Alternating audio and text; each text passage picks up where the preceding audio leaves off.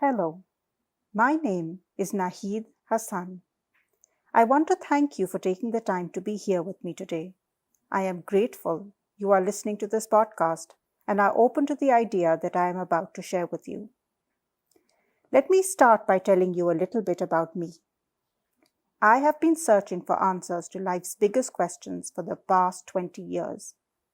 You heard it right, 20 years. Questions like, does my life have a purpose? Why am I here? And what does it all mean? My journey has been a long and difficult one, but it has also been incredibly rewarding. Over the years, I have received answers to many of my questions. My journey continues, and there is much more for me to learn and discover. But right now, I am ready to share my insights with people like you, people who are asking the same kinds of questions. Some of the answers I uncovered were things I already knew, but didn't quite understand or appreciate the deep wisdom they represented. Others were completely new ways of looking at the world. However, after reviewing all that I know from my 20-year search, I realized there is one thing that everyone needs to start with, one thing that ties everything together, all the questions and all the answers. That first step is what I am about to share with you. It's a very simple concept, but it's also one of the hardest things to do. It's also something that you've probably heard of at some time or the other. Neither of these facts, however, should detract from the critical importance of this first step. So now, let me tell you what the first step is. The first step towards transforming your life is forgiveness. Forgiving yourself and then everything and everyone else. That is the key to changing everything. I'm sure you have questions. For example, how do we forgive ourselves? And what are we forgiving ourselves for? Let me answer your questions here. Most of us don't even realize how harsh and unforgiving of ourselves we are. If you think this is not true of you, think back to a time you made a mistake that derailed your plans. Or observe your thoughts the next time you make a mistake that results in you looking bad in front of someone you look up to. Your boss, perhaps. We blame and shame ourselves for everything, for our mistakes and our failures. When we say the wrong thing in public, if we make a fool of ourselves in front of others, if we mess up an interview or a client meeting, if we make a wrong turn or take the wrong job, if we forget to pick up the dry cleaning before the store closes. The list is endless.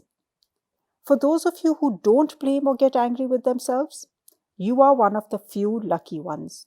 The rest of us, unfortunately the majority of us, aren't that lucky.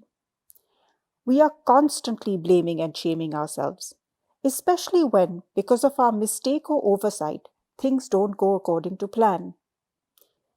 But isn't it normal, you ask? What's wrong with that? On the surface, it seems normal. Everyone does it. Most of the time, it manifests as a momentary annoyance with no apparent lasting harm. But is it?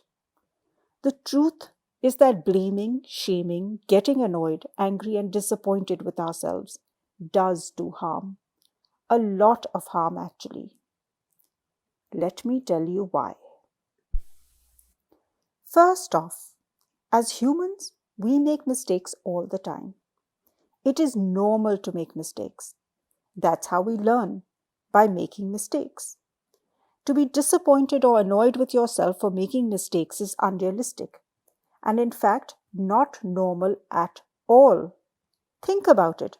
How can we expect ourselves to be perfect and to never make mistakes? To never fail? It is human to make mistakes. When we deny ourselves the right to make mistakes, we deny our humanity. Next, think about how many times we get annoyed with ourselves.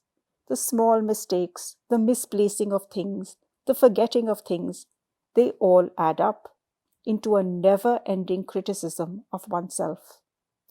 In addition, there is no way for you to shield or protect yourself.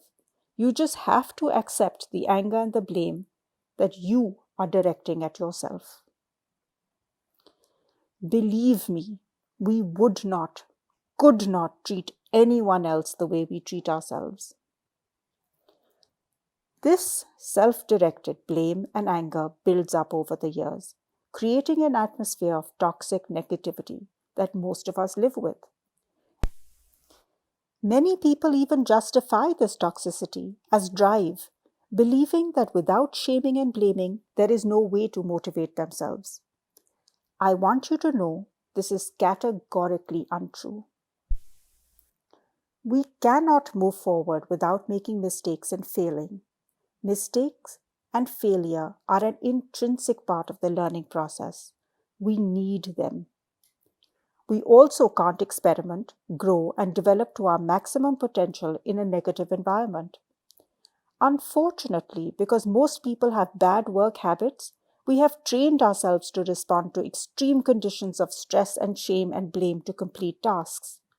However, you know you are not performing at your best under such conditions.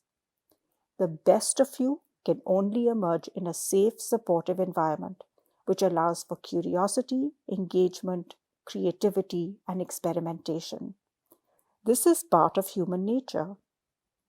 So I want to ask you a simple question. Who is going to create the safe, nurturing environment in which you can thrive? You know the answer. You need to create that for yourself. You need to be your own best friend, supporter, and champion. No one else can do it for you. No one. So then you ask, how can I create a nurturing environment in which I can thrive? The answer? You forgive yourself. For everything. The big and small mistakes, the plans that go awry, the things you forget to do, for all the mistakes and failures that make you human. You forgive yourself. People ask me if that means you let yourself off the hook for everything. Obviously, there's a difference between a mistake and doing something wrong. But what is common to the both is that you cannot turn back time and fix what is broken. All you can do is to forgive yourself and promise to do better. Carrying around shame, guilt, and regret does not make you a better person. It does not help you to do better. It simply adds to the toxicity already existing around you. Ask yourself how added negativity helps anyone in any way. The only answer is to forgive yourself and to try to do better by giving yourself the encouragement and support you need. Forgiving yourself makes you a kinder, gentler person, one who is able to be curious and creative because there is no fear of shame and blame if you fail. Forgiving yourself has the added benefit of allowing you to forgive others more easily, to cultivate forgiveness towards all. By forgiving yourself, you also give yourself an amazing gift, the gift of letting go, of not needing your single solitary self to be perfect or to be perfectly in control of everything. It allows you to give control up to a higher power, to let yourself be guided by your mistakes and failures towards learning. It lets you embrace your humanness. Think about what I've said today. I hope that it will resonate with you. As a parting gift, I want to leave you with a mantra that you can use to help you to forgive yourself. It goes like this. Even though I make mistakes, I love and forgive myself infinitely. Even though I make mistakes, I love and forgive myself infinitely. I forgive myself for making mistakes and love myself infinitely. I make mistakes because I am human and I am meant to make mistakes. I forgive myself for making mistakes and allow myself to be human. I am human and I am not meant to be perfect. I forgive myself for not being perfect and allow myself to be imperfect and to make mistakes. I accept my human, imperfect self and love and forgive myself infinitely. I forgive myself. I love myself. I hope that you will use this mantra often, and I hope that it helps you. I send you peace and love and forgiveness with all my heart. Stay blessed, and thank you for listening.